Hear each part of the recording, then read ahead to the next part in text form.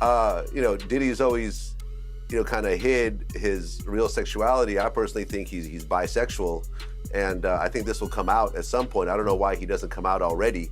And he was obsessed with Prince Harry and William, wasn't he? Yeah, absolutely. He used to ask me all the time. I'm British.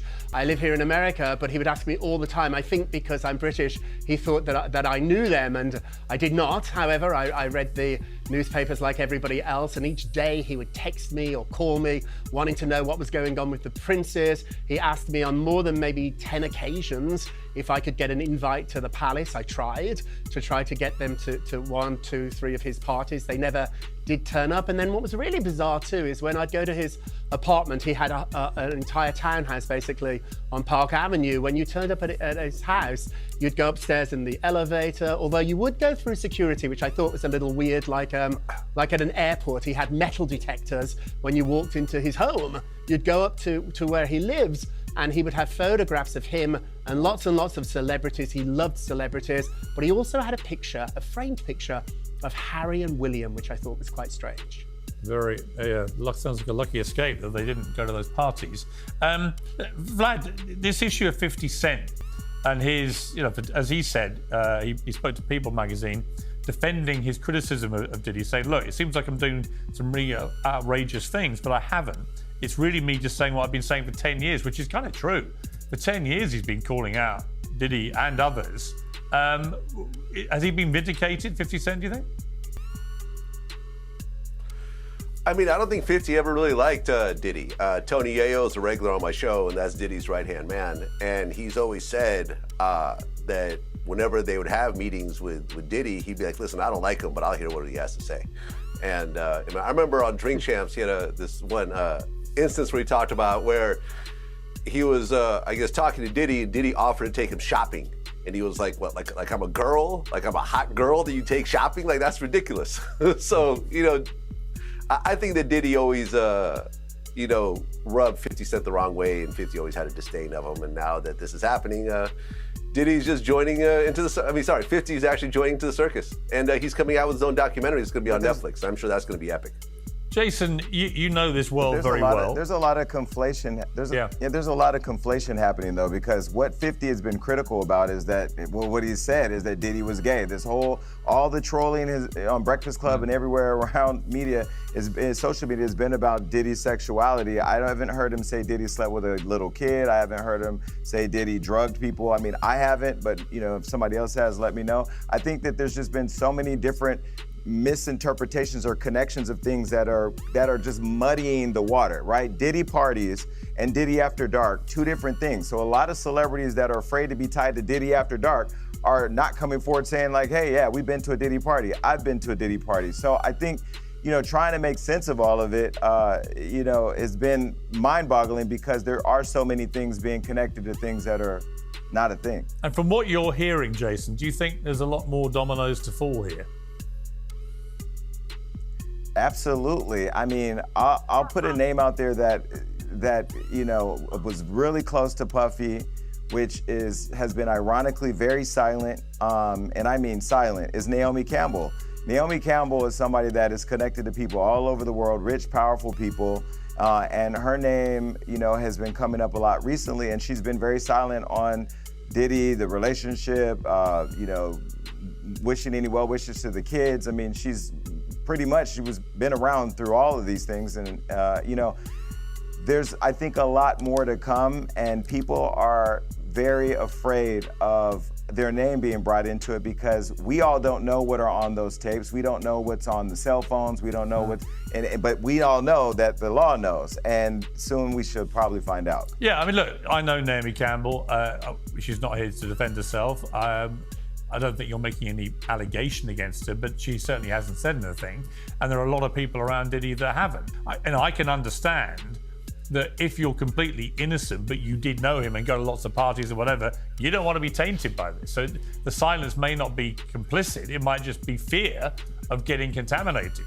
You don't think so, Jason? No, Piers. No, Piers. First of all, Piers, there are 3 deadly people on this panel, me, you, and DJ Vlad. They do not like the fact that the 3 of us are here talking right now. For me, if you showed up to every Diddy party, now not the Diddy After Dark per se, and I don't know who did or didn't, but if you showed up to every Diddy party, or Diddy showed up to all of your parties, and all of a sudden now the world is in a crisis and you're nowhere to be found and you're trying to stop everybody from talking, one would say Smokey the Bear is near the smoke because there may be a fire. I don't know. I'm not saying any allegations. What I will say is that I sipped Ciroc at a Diddy party and went home. I didn't sip Ciroc at a Diddy party and stay the night. And those people that did are going to have a hard time explaining things when the chips start falling. Look, I think it is going to get bigger before it gets to the end of this, involving a lot of people. Let me bring back Ben Chu. You put Johnny Depp on the stand. It's always a high-risk strategy. It worked for you. If you were representing Sean Diddy Combs, would you put him up? Well, we put Johnny up because he was telling the truth. So that was a very easy decision to make, and he had the burden of proof. And frankly, we couldn't have stopped him even if we wanted to, but we didn't want to. And telling the truth as he did over several days, if you're not telling the truth, skilled attorneys on the other side are going to puncture that. So I believe in that system. I think in this case, I don't think he's got any choice. Given that video, he's got to explain it. He's got to say that he's terribly sorry for it, but that was an aberration. That's not who he is. He simply has to say that. He has to own it and say, I did a horrible thing. I'll regret it the rest of my life, but that doesn't mean that I engaged in sex trafficking. And he's got to look the jury in the eye and say that, and say it convincingly. If he is found guilty of all charges, how long could he be convicted for? How long could he be sentenced to? I'm afraid that he may never see the light of day. I mean, these are extraordinarily serious felonies that he's been charged with. So if he's found guilty on some or all of them, I think he'd be a very old man by the time he's out, if he gets out at all. Vlad, as there often is with these things, according to the website Chartmetric, the latest data shows that Diddy's numbers on music streaming services are actually increasing throughout this whole period, as are his numbers on social media apps like TikTok, Facebook, and so on. You know, it's a kind of ambulance chasing element to this, where people go where the drama is. But what about the morality of this? I mean, we discuss this with all of these cases, really, don't we, about where art meets alleged crime or scandal. Is it okay to listen to Diddy's music now? Should streamers be making money out of Diddy, record companies, etc.? I mean, there's the music, and then there is the person making the music, and the two don't always coincide. People still play R. Kelly. R. Kelly has timeless songs, not only that he performed, but You Are Not Alone by Michael Jackson, which was written by R. Kelly. There's so many people that did horrible things in entertainment, and people still love their films. Roman Polanski, he raped an underage girl, I think like a 13-year-old girl, but his movies are still being watched and everything else like that. You just see this over and over again, and people ultimately, they like what they like, and if they like a piece of art, they're going to ignore the actual artist and some of the crazy things that they've done. Now, some people are going to draw a line, but as you could see, I mean, he's getting more publicity, so people are going back into his catalog. Yeah. It's not surprising at all. No, it's not surprising. Whether it's right is another matter. There are a lot of rumors that he may have had some involvement in Kim's death. What do you feel about those rumors? I mean, I don't know. I can't answer that question. I mean, those are rumors, and that's not something that I can answer. Given everything that you've now read and heard about him, do you think it's possible? Possibly. I don't know. Like I said, I can't answer that question. The indictments against him center around these freak-off parties, where it's alleged a lot of coercion, assault, abuse, drugs, and so on took place. Did you know about these parties? Did you ever attend them? Absolutely not. I mean, I was there just to do my job, and I don't know anything about those parties. Like, I'm actually in shock to hear about them at this point. Like, I was there to do my job during the working hours, and then I would go home and work the next day. I mean, I had nothing to do with that. Absolutely not. Was it not common knowledge that he had these late after parties, these freak-offs? Not for me. I had no idea. What do you think is going to happen to him, Milo? I mean, I'm not really sure. I mean, I'm not sure. It's just, it makes me very sad to see, you know, the outcome of all of this. Like, just to see his legacy, like, where it is now and how we started. So it makes me very sad. Do you, I mean, his children have come out with a powerful statement saying, the past month has devastated our family. Many have judged both him and us based on accusations, conspiracy theories, and false narratives that have spiraled into absurdity on social media. We stand united supporting you, Puffy, every step of the way. We hold on to the truth, knowing it will prevail and nothing will break the strength of our family. We miss you and love you, Dad. Now, you would expect kids to support their father, but the sheer welter of allegations, the horrific detail that's contained in them, the fact that this has all been run by the FBI, who obviously have, you know, pretty much an impeccable record of conviction with these kind of cases, it is more likely than not now that he's never coming out of prison.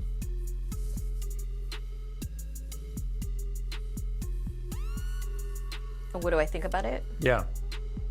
I feel very sad for his children, especially his children, because, I mean, they didn't ask for this. And now they have no mother and they're not going to have a father. And that really that's devastating for me. Like, the children are, I don't know what I don't know how to look at this. Marta, just for me, what's your biggest regret with all this, given what's now been coming out? My biggest regret is not coming forward to the police about what happened in 2010.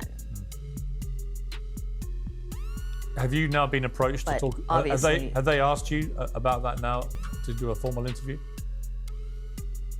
No. Are you expecting them to?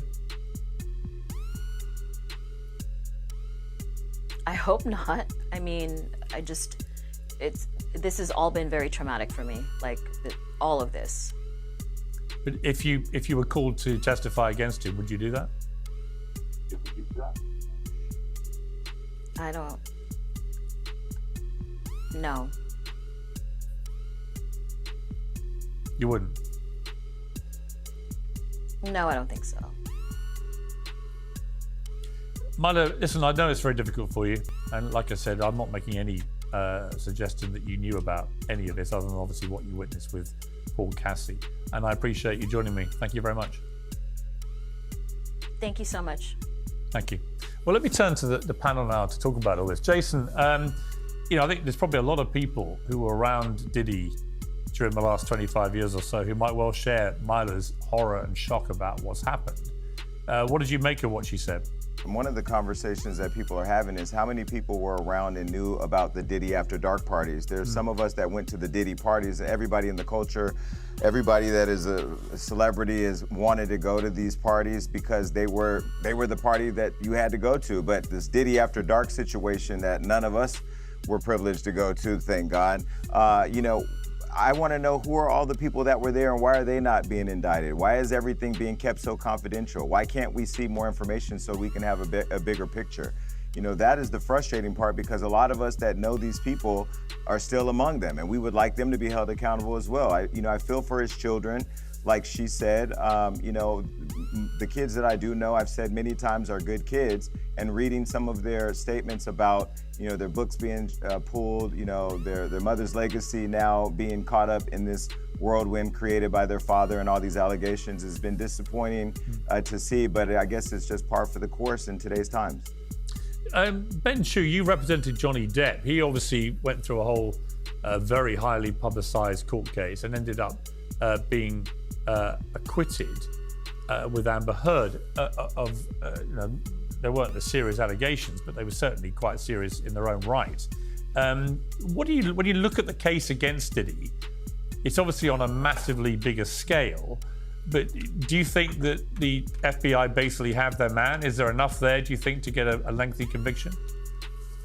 Piers, very good to be with you. Just to clarify, the Deputy Heard case, Johnny was the plaintiff in that civil action for defamation. He had the burden of proof to show that Ms. Heard had lied about the allegations about him and that she did so with actual malice, and he won that case. He was never charged civilly, and he was never charged criminally, and he was completely vindicated by the jury. But in answer to your question, I think they do have their man. I think just the threshold required, as you know, Piers, to get search warrants for both of his residents is a very high standard in the U.S. And they had to show probable cause even to get those warrants. They got them. I think the evidence is overwhelming. And you referred to the Cassie video. I think that is also devastating. I think that's going to force him to testify. And I think he's going to have to do an awful lot better than he did in that apology video if he's going to convince one or two jurors to hang that jury. I don't like his chances. And how significant is the likes of Myla Morales, who I just interviewed, who in 2010, before that other incident, which we saw on that horrific video, years before that, she was with Cassie after she'd been attacked by Diddy on that occasion. How important could that be if it comes to it? Oh, I think it's very important, and I think your video is so damaging at any trial, whether it's criminal or civil, because it's hard to explain away. If there isn't video or if there isn't audio, then there's open to doubt. But when you've got the audio tape or videotape, it's just, as you know, so devastating. But I think the corroborating witnesses will be helpful too. But they're just going to confirm what we've seen with our own eyes. One of the problems with big, high-profile celebrity trials of any nature is that you're always going to get some people trying it on who want to maybe make money, make fame, whatever it may be out of it. You've been involved in these kind of things. How do you sort of weed out, if you like, the wheat from the chaff when it comes to these kind of situations? Well, it's very difficult because you get, when you're representing somebody high profile, you get a lot of calls, and a lot of them are from crazy people or people who want to get their own 15 minutes of fame. But there are, we got some very good leads, anonymous leads that panned out. So you really have to run each one down, and you can't be complacent. You can't assume that something you're being told is not true. You have to run each lead down. You've said that Combs needs to own his lifestyle when it comes to his defense. Explain what you mean by that. Well, I think for sure he's got to explain that video. I mean, he absolutely has to explain it. If he chooses not to testify, that will be damning. He's going to have to really take responsibility, not just mouth the words. When he said that he was sorry, it didn't ring true. I think I'd like to see more emotion there. I think another complicating factor is the fact that he's already done the apology video. So you can imagine the prosecutor cross-examining him not only with respect to the original video, but also with respect to the first apology. So if he does a better job the second time, people are going to say, well, why are you acting differently? I just think it's a really, really difficult situation he's in. And I think he's got to go for juror nullification. I think he's got to hope for one or two jurors there who will be willing to disregard the judge's instructions and willing to disregard the evidence and go for, some kind of conspiracy theory or something like that. But I think that's his best hope. Let me turn to Rob Shuter. You were part of Diddy's publicity team. How long did you work for him? Early 2000s. So I started in about 2001, left in about 2004, 2005. And what was your sense of the kind of person you were working for? He was driven, he was rude, he was vulgar, he was charming, he was everything that you think a celebrity might be. I was pretty early on in my PR career, and he was probably my first big star in many ways. He taught me how to be a publicist. He was hands-on. He loved being a celebrity more than any other star I've ever worked with. And he was also charming. And I hate to use that word because I'm going to look so naive here, but thinking back in that period, he was charming. He had a big smile. And I think this is why he probably got away with it for so long. You know, I met him a couple of times. I met him at a dinner in London. I met him at an Oscars party in LA. I remember the conversation. We had a conversation about iPhones against Blackberries. And in London, I had quite a long conversation with him. And I saw that charming side to him both times. I was genuinely shocked when all this stuff blew up because I'd never seen another side to him. But a lot of people, and I'll bring in DJ Vlad here, I don't think this is such a shock to a lot of people in the hip hop world, is it? I don't think it's a total shock, but you're also seeing the hundreds and hundreds of civil lawsuits. I think most of them are nonsense. I think most of them will be either thrown out or settled at pennies on the dollar. I mean, Vlad, just to explore that, I mean, what seems extraordinary to people now when we see the sheer scale of these indictments and the sheer volume of people who have been caught up in this is why on earth this wasn't blown up years ago? Why do you think that was? Well, I think the Cassie lawsuit, I think when that actually became public and you saw the big spotlight on it in the same way that you saw the R. Kelly, documentary come out, the same thing that happened with Harvey Weinstein when it got international attention, I think that law enforcement, their ears perked up and they saw this as a way to actually jump on the bandwagon and to probably make a career with the prosecutor. Jason, on Sunday, a new batch of... Piers, I have an... Sorry, Piers, Jason, I have an idea. I want to just piggyback on what Vlad said, and Vlad could agree because Vlad and I, we're tapped into the culture daily. You know, these freak-offs that we're hearing about, I never heard the term freak-off ever, and I've been around for a long time, but we have heard of Freaknik, and if you think about Freaknik back in the day, Freaknik was a cultural destination where every rapper, every woman, everybody wanted to go to, where the purposes of flying to Atlanta was to go out there, have a good time, have sex, hook up with all these people. So that culture back in the 90s was something that the culture thrived on, and that was at a time we didn't have social media, Me Too, cancel culture, all those things. Now, fast forward, Vlad will tell you, there was lots of conversation when the Freaknik documentary came out because people didn't want to be associated with that era and time that they may have been participating in a time we're in now. And so where you see that people are shaming the freak-offs, there was a lot of these activities that have been happening over the decades. And now what the hip-hop community is resonating with is,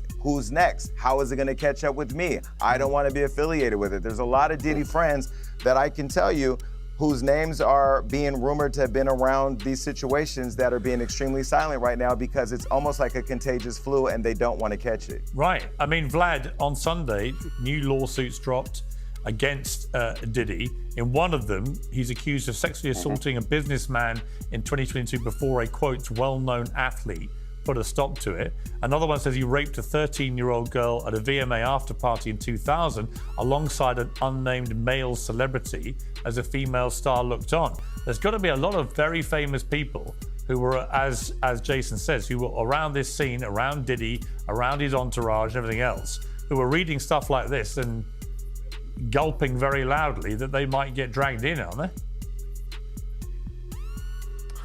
Well, I think people are scared to get dragged into the criminal charge. In terms of civil cases, you can name whoever you want to name. You know, lawyers really don't have to do that much due diligence. There's so many fake lawsuits out there. But for example, I had Teray, the journalist, on recently on my show, and he had actually done an interview recently where he talked about he had one of his male cousins. He actually called Diddy and got him a internship at Bad Boy.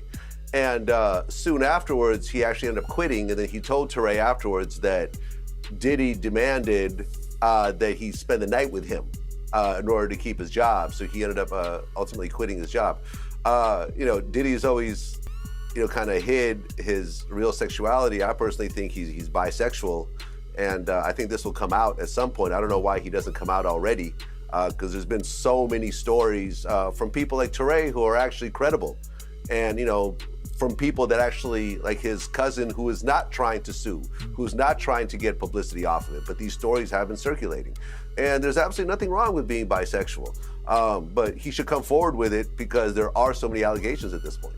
Yeah, I mean, Ben Chu, this issue of other unnamed stars at the moment who may or may not get pulled in, how likely is it that these names are all going to emerge? I think it is likely, and I would respectfully disagree with DJ on that one, because I think even if there's no criminal liability for these people who are onlookers, they can really lose a lot in the court of public opinion. And if you're a prominent individual and you witnessed criminal or other just depraved behavior and you look the other way, that can be devastating to your career. So I think there are a lot of people who are checking their Rolodexes and making sure they weren't at particular parties, because I think it can ruin careers. And Rob Shooter, one of these, I just named one of these incidences in one of the new batch of lawsuits was from 2000. That's around the time you began to work for Diddy. Did you, in the time you worked for him, have to deal with allegations that came directly to you for a response of any kind in that period? No, none whatsoever, which is why now, 20 years later, this is all so shocking. When I was with Diddy, he was really rising to the peak of his success, and the opposite happened to me. I had publicists for A-list stars calling to get their celebrities into his parties. I was offered $10,000 once to get somebody into his party. So this was the period when everybody wanted a piece of Diddy. Massive companies too, Clive Davis, Anna Wintour at Vogue, Estee Lauder, all wanted a piece of Puffy. So when I was with him, it felt as if he was the king of the world. And I didn't hear any of these rumors. I heard a few rumors that he was gay. I know he had a gay uncle that he would talk about a lot as an inspiration for his fashion collection, but I did not hear the sinister rumors. A little titillation about him maybe being bisexual, but nothing really sinister. In fact, I thought Puffy was a phony. I thought he pretended to be like a gangster, pretended to be tough, where in reality, he was the first to go to bed after these parties he would throw.